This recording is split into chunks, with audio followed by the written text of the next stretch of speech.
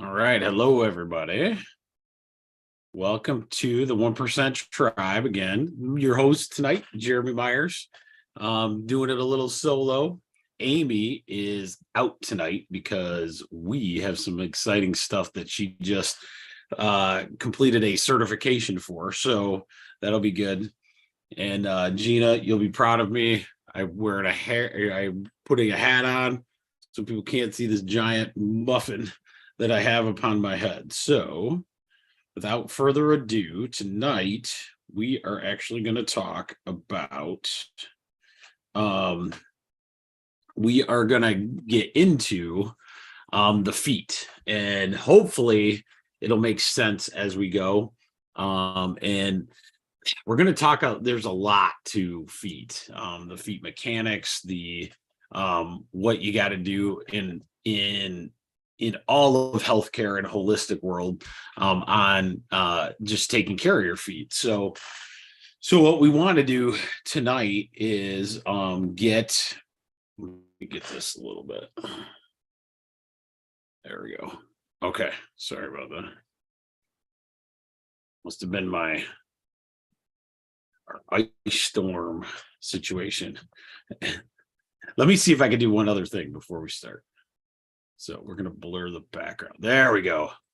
So we'll do that because that way my kid has no school tomorrow. So she's all pumped about getting in. She doesn't have to go to school. So she's watching a movie that we both love, Shazam, which if you haven't seen, that was pretty good. It was pretty good. So but anyway, so let's start. I don't want to keep you guys too long tonight. So we'll begin right now. So let me start the PowerPoint real quick, and then we'll go through basically how we as we go. So all right. Okay. So as we normally do, we are going to start with nature needs no help, just no interference, right? So that is where we're going to come when we talk about the feet, because the feet are kind of a holistic conundrum, I would say. I think we approach them pretty well, as far as we understand their importance to a lot of things, and when they have problems we go in that direction. But there's a lot of things that we can do, I think, as looking at it from a holistic standpoint, that'll come a lot better understanding tonight. So hopefully we'll get there. So our first thing is we're going to talk about the real mechanics of the feet that you need to know. Right now in our society, we don't have a lot of those feet mechanics that really are part of the mainstay. We try to do a lot of fixing of feet problems without understanding like what is going on in there. Okay. And feet being a key to holistic health is another big issue that we need to discuss, because like a lot of times, with everything, when you have a foundational problem, it's really hard to keep with the rest of your body being full. And we'll see that in a lot of different ways, not just mechanically, but also energetically. And what can you do to take care of yours? So those are the steps. So let's begin. Oh, I don't know why that's in there. Sorry. Okay. So at first glance, feet seem like such a minor part of the biomechanics of the human body because they're relatively small, out of the way. And I want to give you a story first on, I love telling stories. One reason I'll tell you guys this story that I love is that it is in part of the 23 years of chiropractic journey that is something that you don't forget. So I had a man come in. I remember it was left leg sciatic pain. Sciatic pain so bad that it was constant all the time. Had a hard time sleeping, all those things that if anyone's ever had sciatic pain, where it would be there at a constant. So one thing about this man was that chiropractic was the furthest thing from his mind. So he wasn't like a chiropractic guy or ever been introduced to it. So the way I met him was that he had been to many, many other types of doctors prior to coming to me. And so what that meant is that he had a full MRI of his low back. He had x-rays, he had physical therapy, he had injections, pain killer, muscle relaxer, all those kind of things. A lot of times that puts me at an advantage, people don't realize, because if I can understand what the person's gone through, I can look at it differently than in the normal sense. So because we had the MRI, like a lot of people go, oh man, none of them got it right except for you. That's not how it goes. All those things are steps that we now know what it's not, right? So a lot of times all those steps are a learning curve as we go. It's not one of those things where you have to be right every time. We just knew we couldn't understand it just based on the MRI. So the MRI comes back and there was no disc herniation or bulge or anything like that. That didn't make sense. And then his x-rays and a lot of his findings that you'd find on him didn't show like his low back was a big, huge problem. And so that got us kind of thinking about that. So with this story, basically what happened was because he had been to so many different things, we decided, all right, let's not just do the normal, let's go exploring and just see what we could find. Because here's the key to the whole story. Because he wasn't a chiropractic person, he gave me literally 2 weeks, and he was going to a big hospital for exploratory back surgery. So we had the first time I ever even heard of that before. Like, you never hear people going in for exploratory back surgery, but that's where this guy was at. So we go through, and I just immediately start evaluating every joint in his body.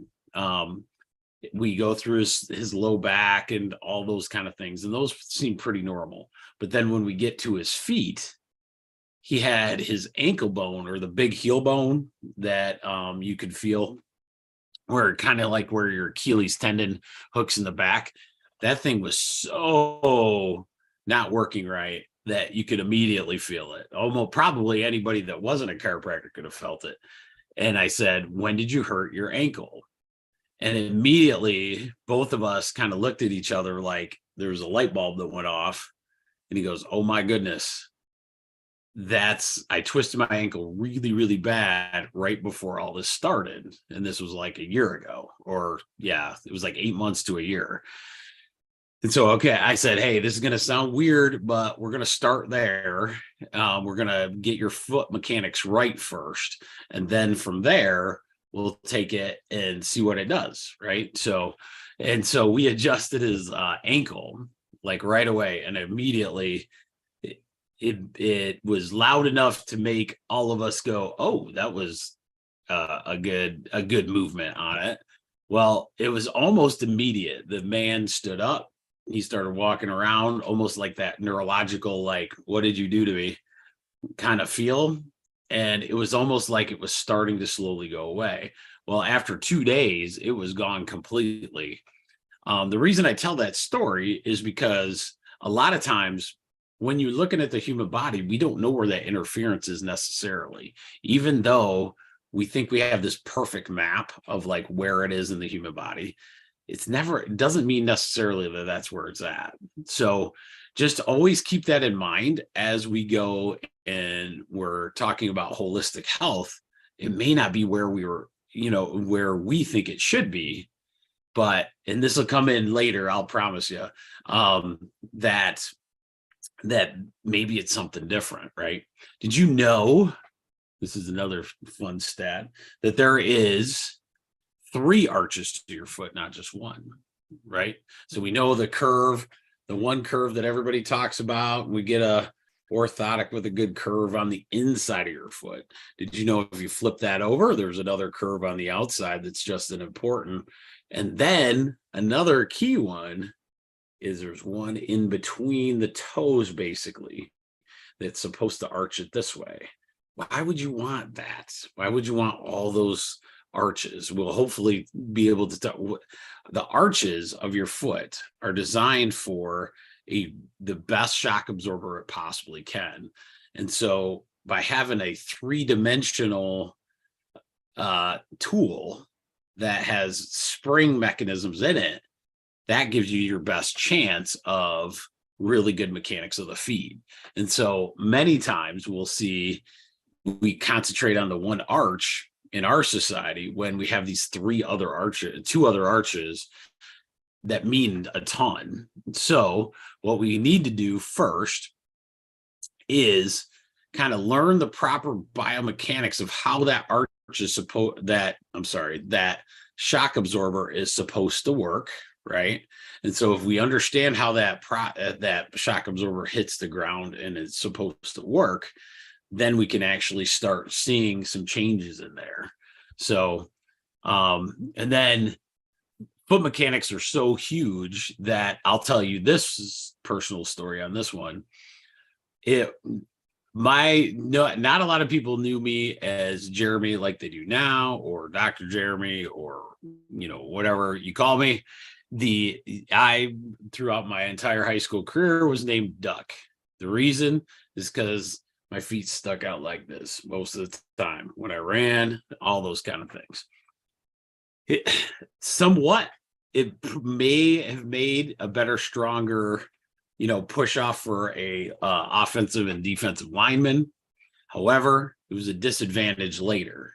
And so I had my pretty much only sports injury, I would say, except like twisting my ankle on a basketball court or something. But it was dislocating my kneecap. And one of the ways that happens is your mechanics of your foot are so turned out onto the lower part of your leg that you have this mechanical disadvantage at your kneecap. And when I went to push off, that kneecap would dislocate.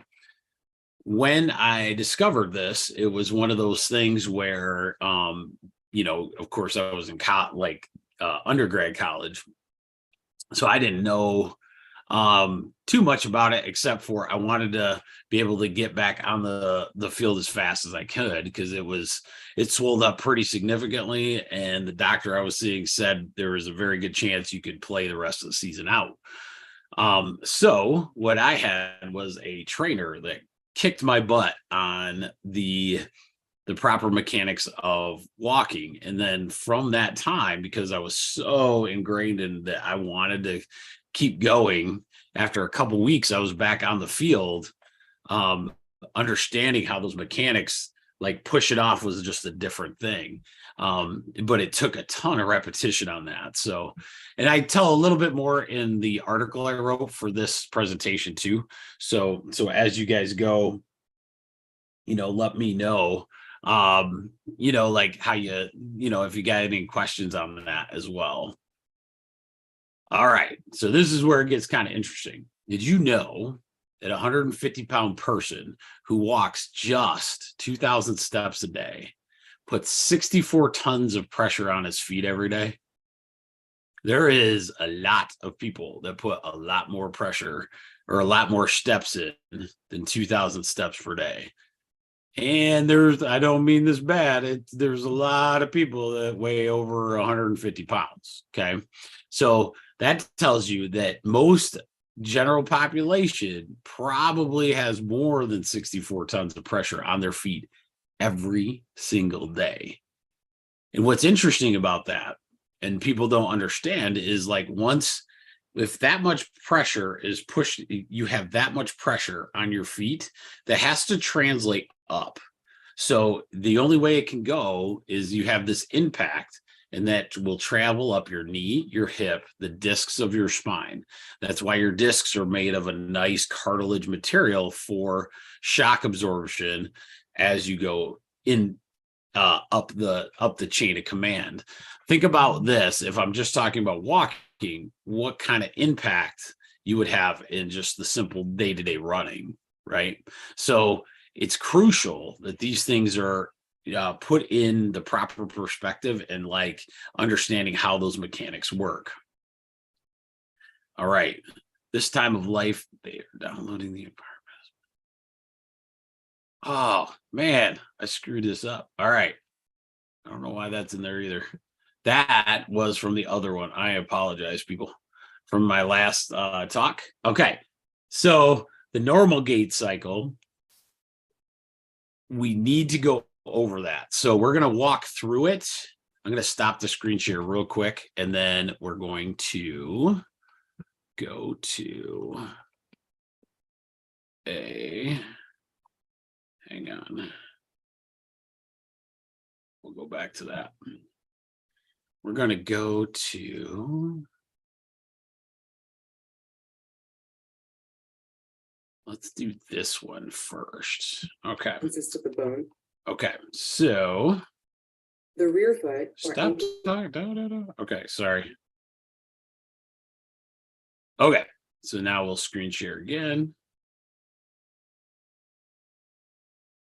I'm going to show you a little bit about the mechanics of the foot. So here we go. The joint complex is unique in that it is the interface between the upper segment and the lower segment of the lower extremity. The ankle joint complex has the primary responsibility of managing the body's weight with and against the ground reaction forces below. Successful negotiation of these forces is critical to accomplish multiplane motion and bipedal ambulation. This biomechanical complex consists of the bones of the hindfoot, talus, and calcaneus, and two anatomical distinct joints, the ankle or tibio-talar joint and the subtalar joint. For this illustration, we will begin by describing the ankle joint. This joint exists between the smooth, spindle-shaped trochlear surface of the talus and the ankle mortise formed by two malleoli and the plafond of the tibia. The neutral orientation of the ankle joint axis is that of a pronatory and supinatory joint, which runs lateral, posterior, and plantar to medial, anterior, and dorsal. This arrangement corresponds to the deviation of the malleoli in the ankle mortise. The spatial orientation of this joint's axis in relation to the three cardinal body planes is 8 degrees from the transverse plane, 82 degrees from the sagittal plane, and 20 to 30 degrees from the frontal plane. With this configuration, I'm going to skip a little bit of this. We do not need to go into all that. All right, where did it go? Okay, right here. Let's see. Let's try that. Open chain supination results in plantar flexion, adduction, and some clinical insignificant inversion. Remember, these motions are produced by movement of the calcaneus and foot on a fixed talus and leg. Closed chain motion is more complicated because rotation of the foot is blocked by the ground, and thus all movement is produced by the moving leg relative to a fixed foot. In closed chain dorsiflexion, the leg is brought toward the fixed foot, and the abduction that occurred in the open chain is now seen as internal rotation of the leg. During closed chain plantar flexion, the leg is moving to a position away from the fixed foot, and adduction that occurred in open chain now exists as external rotation. Okay, so I just wanted to show you guys the mechanics of the foot, not necessarily, you know, make you foot experts. So I apologize for that one. That was a little more than I remember. I just loved the pictures of how look at the bones of the foot, right? So let's go to that. So look at the bones of the foot, and you can see how they interact. And so if you have this as an arch, right, and they all have to move, one thing that we always lose track of is the importance of the muscles of your foot. Now, if the muscles of your foot are so important, why do we put braces in there? Right? So if you're bracing something, don't you want to lighten the load of that muscle, right? What happens if you lighten the load of the muscle? It gets weaker. So a lot of times, one of the biggest things that we make a huge mistake on is orthotics as the number one go-to for our foot health necessarily. Orthotics are great in a lot of different ways. And a lot of times we, like as we go with overall foot problems and all those kind of things, you can, when you have foot problems that are currently there, orthotics can be a great situation. The problem is when we're talking on Sunday night, we want to make sure that we're talking about overall health and how we can stop this stuff from ever occurring. The way to do that is to take care of those muscles. So as you can see from that video, even though it was a little complex, and trust me, the foot mechanics, the biomechanics, and how it all works together perfectly, and the science and what we've done to evaluate foot mechanics is way up there in the chain of like what we, the biggest thing that we don't get out to the general public is how important the muscles are of the feet itself, and the importance of those freely moving joints there. So that is those two. Oh yeah, Jess, you're here. Good. I was hoping you'd get here. I'm just kidding. So let's go to, okay, so we're here. Hang on real quick. So we're going to go back into the presentation real quick. I am going to get good at this. It's going to happen. All right. Okay, we're going to go. Oh, where are we at? Okay. So we're right in there. So on the very bottom one, we see we must understand something else. We must understand that the foot is not just bones and ligaments. We have to get away from that. To have true good foot mechanics, we have to start understanding muscle structure. There's muscles for each arch, and those arches are super important to creating the best spring mechanism that we can to translate those forces, that tons of pressure up your body. All right. So how do we take care of our feet currently is the question. So here's a couple of concepts that I want you to understand, because we always do something with learning things: elastic deformation and plastic deformation. So elastic deformation is a spring. So a nice spring, you have enough weight on the spring that when you press the spring down, that spring is able to come back up to its normal resting spot before you squeezed and put pressure on either side. The force in there and the ability of that spring to pull out would be what they'd consider like the elastic deformation. Good example is a really good functioning foot. When it comes down, you're going to have that arch compress, right? But when it comes up and there's no pressure on it, will it come back to the original position? So some of you could even do this experiment. Some of you will sit in a chair and you can look at your arch, or you can have a loved one do this too. So you can look at your arch. Do you have an arch when you're sitting down? And then when you stand up, does the arch go away? If that arch goes away, then you have what they call, in some respects, a plastic deformation. So a plastic deformation is when that arch, under that same spring load, when I push down, let's say we'll go back to a spring, so that pressure that comes down will press, and then when I release the pressure back up, it doesn't come back to a full spring. Plastic means it has actually changed the shape of that spring. And so what happens in our arches is the exact same thing. So you can have this elastic deformation, like when we're a kid. If you have a good arch here, we put pressure on it, you have a little bit of it changes, but then when I bring my foot back up, you have a better arch again. That's like a good elastic deformation. Plastic deformation is what we currently see in our world today. Why are we seeing that? Right? Well, it could be that once we start adulting, right? So we start adulting and working, and some people's jobs are walks 10,000 steps a day. Well, so with 64 tons of pressure every 2,000 steps, that's a pretty significant day if we're not understanding the mechanics of the feet. The other way we can have this is a person that doesn't get 2,000 steps because they're on a computer all day.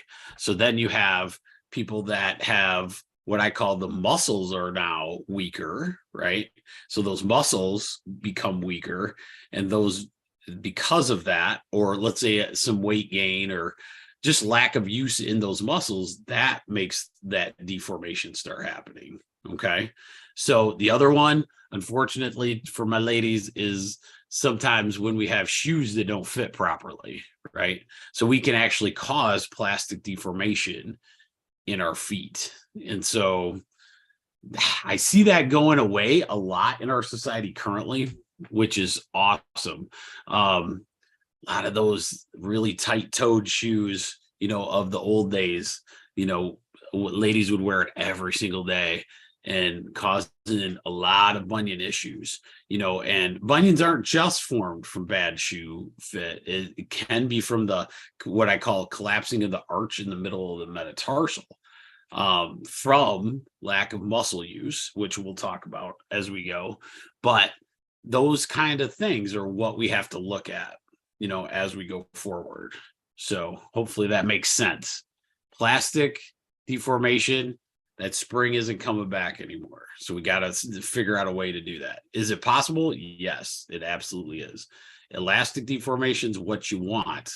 A spring that, when compressed, comes back to where it was before. All right. Okay. So this is where, let me move this real quick. What do you do if you notice you don't have good foot mechanics? Okay. So let's say you don't have a problem currently, but it'd probably be a good idea to, start understanding foot mechanics so you don't have a problem. Let's say, like the man before, his feet didn't hurt, but his back sure did. So what if you have a bad, or, a back issue that keeps popping up? What do we do in the proper mechanics, right? So if we see the proper mechanics start working, and we'll go, I got another video that's much better that way, that we'll get into in a minute. But what can we do about that? So let me show you the proper mechanics, because we're going to go back into that epigenetics that we talked about. We have to start doing something consciously in a repetitive fashion to help our subconscious program help fix that gait.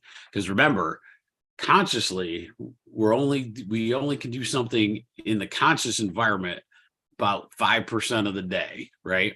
The rest is a subconscious program. So the only way to make true lasting change is to do something every single day in that 5% window. Okay. So let's go. Let me go get that other video real quick. All right. Screen share. No, I don't want to do that. Hang on. Get up there. Okay. Sorry, guys.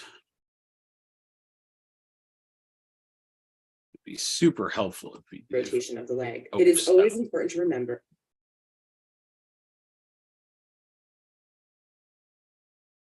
Okay. All right. This one's a pretty good video. It's actually free. Stop. It's quick out. But because of the minimal padding, you Let's go here. can learn how to stay off of your toes. Frequently, I'm asked if we walk on our toes, and that is incorrect. We are landing on the forefoot. See, the foot is anatomically divided between the heel and everything else is considered the forefoot.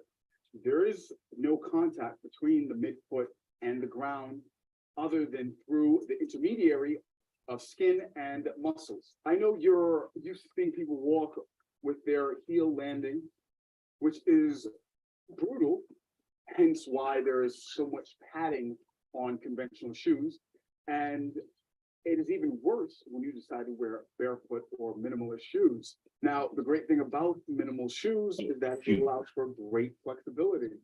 But because of the minimal padding, you cannot land on your heel as you normally. Oh, sorry, guys. I thought I was sharing it. All right, we'll go right there. We'll do that again. Screen share. Oops. Okay, this is better. That makes sense. Okay.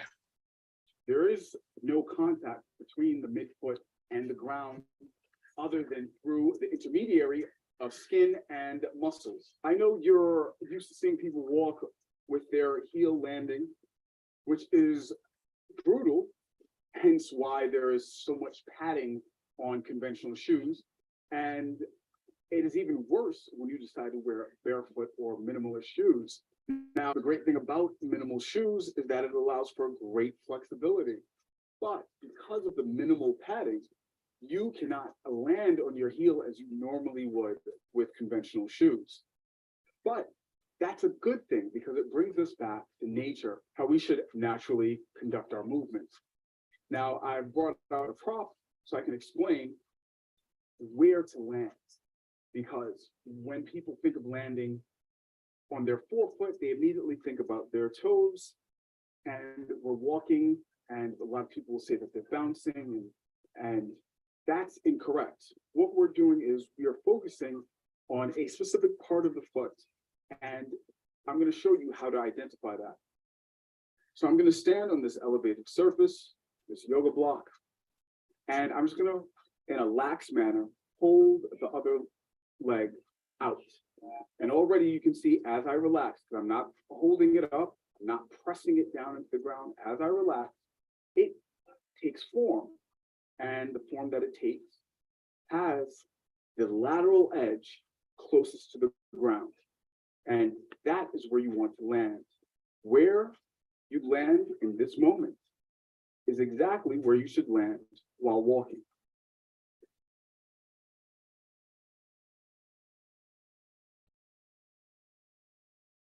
Okay, I'm going to explain this a little bit. So he's going through what most of our problems are is that we kind of hit heel hard.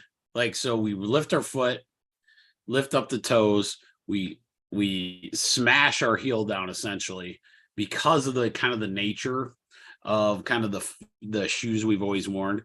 And then what happens is we go straight into the toes. What he's kind of explaining is there is a slight heel. You're using the heel as you're touching. However, you're actually basically rolling your foot to the side to make like a curve pattern and then come off your front toe. So hopefully, and he'll get there in a minute. You will find this indicated with all runners because they're using track shoes. Their padding is very thin, very similar to barefoot shoes, minus the spikes. And if you watch any slow motion video of them running, you will always see that they land on the outer edge first. It is natural for us. And yes, I know you're going to say, well, they're sprinting and they're leaning forward. No, it is the natural manner in which our leg hangs. If we were to suspend our leg at any point in time, as soon as we relax, the lateral edge, the outside edge, falls lower than any other part of the foot, lower than the ball of the foot, lower than the heel. So I'm going to stand again, showing, and then I'll show you from the sides, and then I'll show you from the back.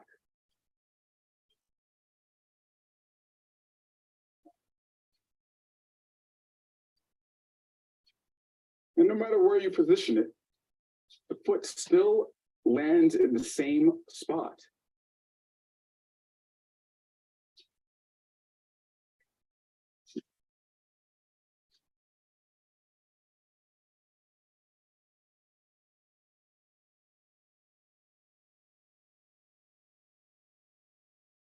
Now, this is the way that nature intended.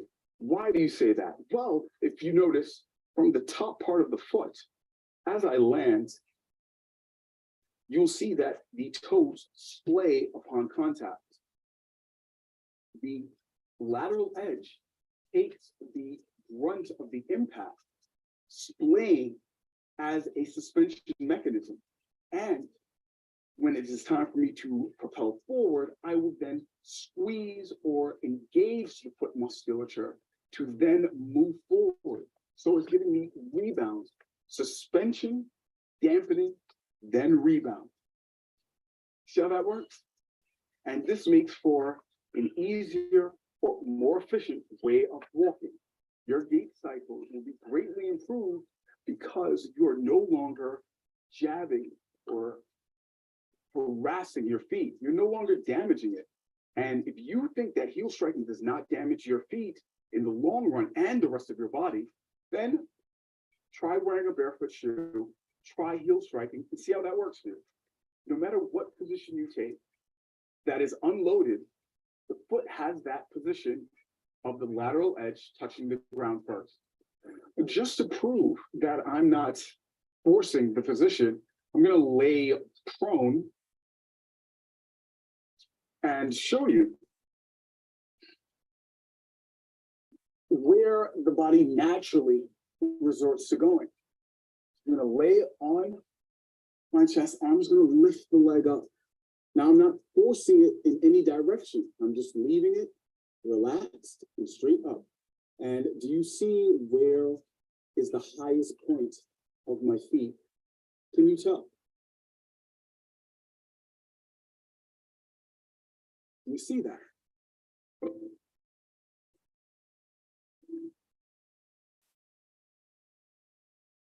Monzero, calm down. Come on. Right. Come on. I'm sorry. Man. Okay. On both feet, and I'm sure on yours at home, once you put your feet in this position and you take a look behind you, that you'll notice the part that is furthest away at all times is this forefoot section of the foot. The heel is not primarily to land on. It is used for support, heavy loads, more surface area when necessary. But we're talking about walking for intention to go many miles. If you don't believe me, lay on your stomach, look back at your feet, look at the highest point on your foot, and you'll notice. All right. So hopefully that made a little bit of sense there.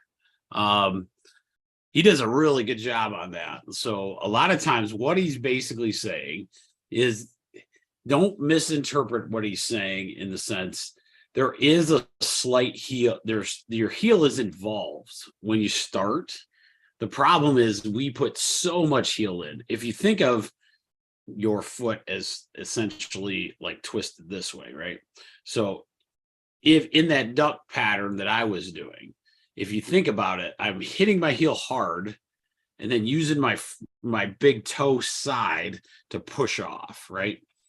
Instead, I've learned over time, and I'm still, you still kind of pattern away from it, but you barely hit your heel just enough, but then most of your pressure is on the outside of your foot, which then allows it to kind of go through your little tiny pinky toe all the way through and kind of what they call translating to your big toe and then push off from the mid. And so I thought the video on the runners was the best way to do it. So if you saw how the runners hit, that's exactly how our foot should work, right? And most of us, whether it's just because we're in and out of a car, we're all those kind of things, that makes it a big deal when you're looking at the mechanics of the foot like that. So hopefully that's a little new for a lot of us to understand. And so now I'd like to go into what I think is the best way to change the conscious program, that 5% that we normally do, that conscious time that we go into. Let me do the slideshow again from the current slide. Okay. So this is where I want to spend most of our time tonight, in the way the mechanics work. So how do we change this? Like, how do you change your actual feet like tomorrow? Right. That's really what my ultimate goal is. So in my world, because I mean, literally my nickname was Duck. So you got to understand that I have a lot of experience with breaking the consciousness that was mine in the subconscious world. So, and one of the best by far moves that I thought it works really, really well for this is every day you find a location in your home or at your work. Maybe it's a hallway, maybe it's a room. Typically, I would suggest like some kind of hallway. Once you get into that hallway, you stop your motion. You stop at the front of that hallway and you say, this is going to be my therapy hallway. So I'm going to try to walk correctly, feet straight, slight heel strike onto the side of the foot, roll through all the toes until your big toe is toe off, right? So you're kind of making this like C pattern as you're walking down the hallway. So it constantly is getting all the bones in your foot in motion. And maybe you walk up and down that hallway a couple times. So you do that. If you have any trouble with this, go into your chiropractor. They will walk you through a lot of this, or podiatrist, even if you have those. If you have a podiatrist, do that as well. Have them walk you through the proper mechanics. And the real big thing is try to do this barefoot. At first, you may not be able to, right? So maybe do it with your shoes at first, but then kind of walk into doing this barefoot down a hallway. But the reason I say pick a hallway of your thing is because this needs to be done every day. If you're not doing it every day, you ain't going to get the result. So you'll go back to the same subconscious program that we had for the rest of the time. So you have to think of ways to do this. And if you notice that your mechanics are way off, then it would be a really good idea to start doing something like this. Always look at that, trying to strengthen where you may not have an issue, but you might end up with one, right? So that was one of my 1% for this week. The second one is I highly recommend everyday balancing on one foot. I would probably add these two together, or we'll go through all these different ones, but pick two, because the balancing one we should be doing every day just for the pure neurology. Remember too, our feet are the furthest distance from our brain and nervous system. So it behooves us to always have good neurology going to our feet. What do you see go in most conditions that are more chronic? Good example. Somebody that gets diagnosed with diabetes, somebody that gets diagnosed with major heart problems. It's all feet related first. They might not even know they have a heart problem, right? Or a diabetic problem until their feet become involved. What if you engage those feet now and like those kind of conditions are helped based on, why are those two connected so much, and so a lot of times that circulation of your feet is a big, big deal. And the stronger the muscles of your foot are, the better off you're going to do. My favorite recently, especially now, I'm playing adult league basketball. And when I first started this a couple of years ago, I didn't remember how to jump. It was kind of crazy. I knew how to jump the big jump, but those little tiny jumps, like what you do with a jump rope or jumping jacks, it was kind of tough to remember that. And so now I have a habit of trying to do jump rope before every workout I ever do. Ideally, you do this almost barefoot, right? Because you want to engage that entire, foot as you go and all those arches. There's a reason why you see, boxers are so quick with their feet, and what you can do with that. That's why I always hope when my athletes are out there, if they want to become a better athlete, making sure that their foot mechanics are up to par all the time is a huge point of, you want to get faster, you want to get stronger, you want to get quicker. Why not learn to have the strongest feet you can? The athletes that I've worked on, one of the strongest kids I pretty much have ever met was drafted in the NHL. And he had a foot knee thing that we worked on for quite a long time. Dang, this kid, the muscles of his feet were incredible. And the amount of just pure speed he had to make it to that next level. And he was drafted, I think, by the Boston Bruins. Had a pretty good run. I don't know if he ever made it to the bigs, maybe. I can't remember. It's been a few years, but yeah, I'd like to work on this kid. He was an absolute monster, just based on his work ethic. However, his feet were the most impressive probably that I ever saw. So that is a big thing. So jump rope, jumping jacks, something like, I know I got a couple coaches on here tonight. Those coaches, I would start with some kind of little jumping routine before every practice, make sure that we're not just stretching, but we're doing a little kind of jumping. You get that kind of engaged, you get that shock absorber engaged, and you can really do something good. Walking barefoot. Now, walking barefoot is another one I could do a whole hour, 2-hour episode on. It's good. The people that run barefoot, they're not crazy. They've finally understood the mechanics of running. Some of the people that get put into barefoot running or minimalist shoes have found the amount of foot problems lessen so much with those type of shoes, because once you've trained up to that level, your muscles of your feet are really, really good.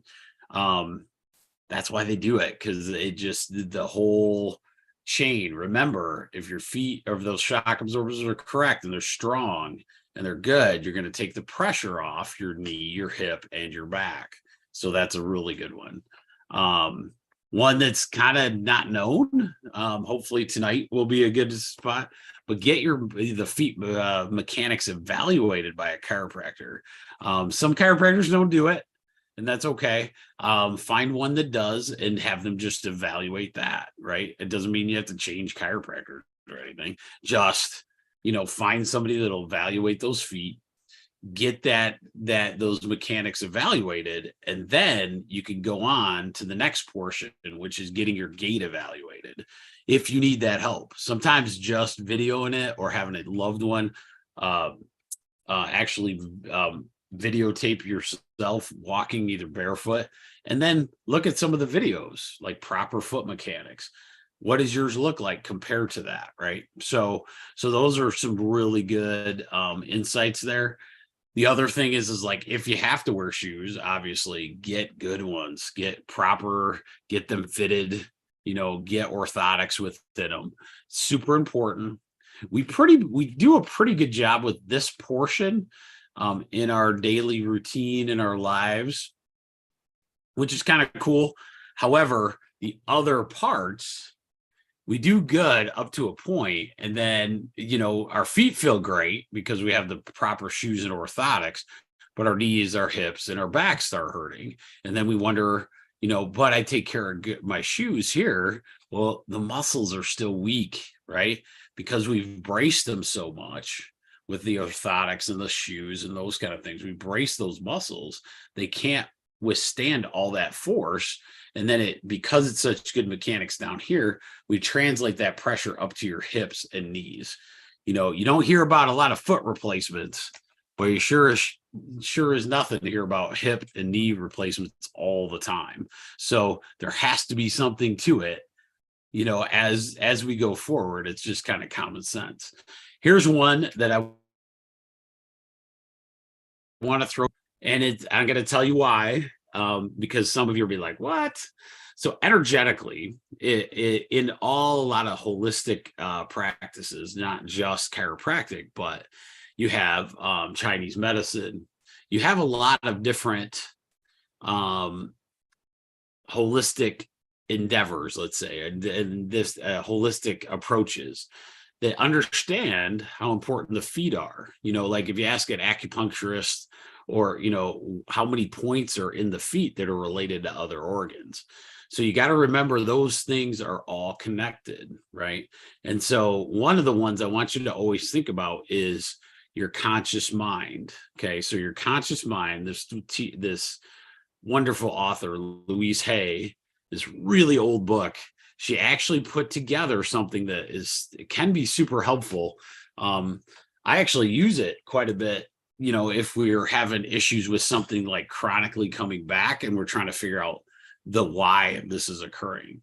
Energetically, your feet represent this saying. So your energetically, it represents our understanding of ourselves, of lives, and of others. And so the saying goes, my understanding is clear and I'm willing to change with the times. I am safe.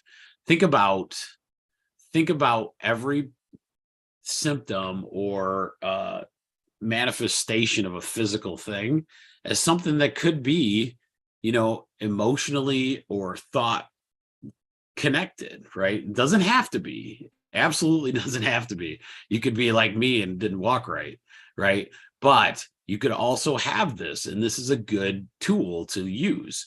And so I have a patient that she texted me a year. Okay, so we take care of plantar fascia a lot in our office because of the mechanics of the feet and all those kind of things. Hers was just an unusually longer period of time. She was getting better. It was just not, holding like we thought it should. We went down this rabbit hole, basically, of the energy, right? And I just wrote this saying, my understanding is clear and I am willing to change with the times. I am safe. And so we put that as a quote on her in a sticky note and I gave it to her. Well, mechanically, she started getting better. However, she hasn't had to experience the problem ever again once we did this. And a year later, she had texted me just randomly saying, I still have that saying because it makes sense. If you think of the energy of the world, you say, hey, maybe my feet hurt because I want to run away from what's happening in my world. So that's just a little like what I'd call frou-frou, but I love it because it's just another piece that we can start understanding a little more in depth of the energies of our body too. So with that said, so pick one of these and we should be awesome. So I think that is all I have for tonight. Do either of you two have any questions tonight? Jess, you got any questions? Not necessarily that would be fast to answer. Like, I know in talking with Jen, I do not walk properly. So I'm trying to figure out, like, what does that really look like for me? And then how do I train my body to do it correctly? Good question. Yep. And I could say yes to that, like we'll talk about that. So sometime next time I see you, we will do that because it would be worth doing that. It's yes. Most of the ones that get me are most of my athletes have a hard time because we were athletically never trained to do it properly. So what happens is we learn to be the best athlete we can.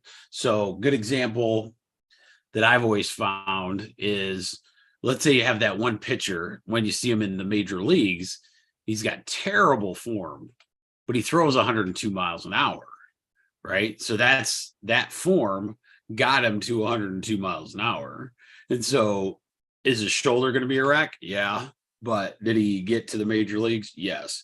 So a lot of times when an athlete goes through those kind of things, we don't necessarily do this. We see this a lot in dancing. Dancers have some of the worst foot mechanics alive, and I can't give you an answer for why that occurs.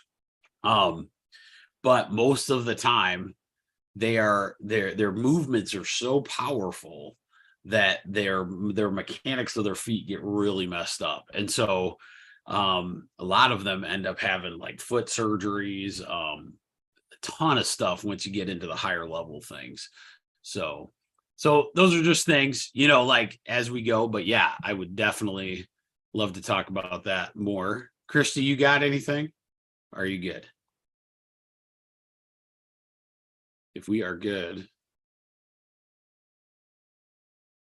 So hopefully you guys enjoyed it tonight. I did. I love this topic.